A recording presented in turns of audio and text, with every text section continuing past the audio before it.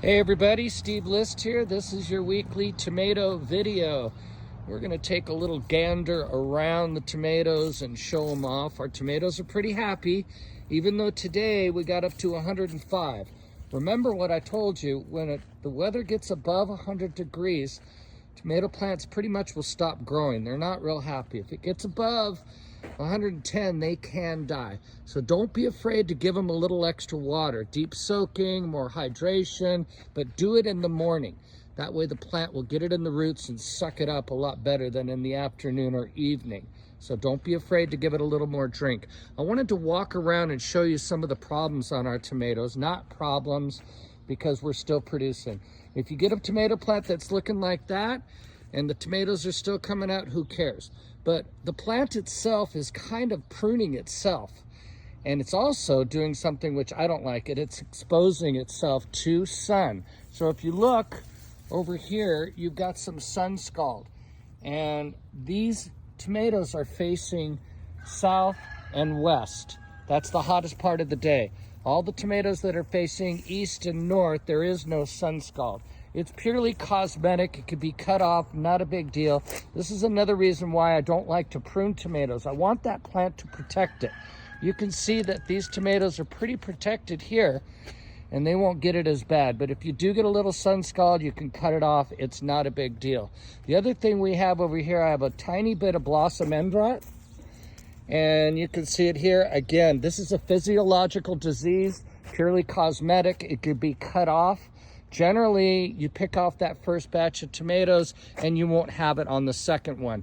Some people say it's a calcium deficiency, some people a water imbalance. I'm just gonna say it's nature of the beast. Some tomatoes do it more than others. If you pick it off and use them, then the next batch usually doesn't have it. Not a big deal, but again, it's purely cosmetic. It's not gonna hurt the flavor. Somebody asked me to talk about the tomato hornworm. Knock on wood, I hope I don't jinx it, but I have not seen any yet, but they're very hard to find.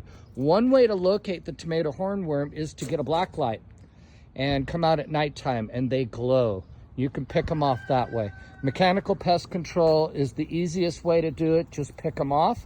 If you have a real bad infestation, go ahead and get some BT, or Bacillus thuringiensis. That is an organic pesticide, and it will not hurt you, it will not hurt the good bugs. It will only kill the Lepidoptera larva or your caterpillars.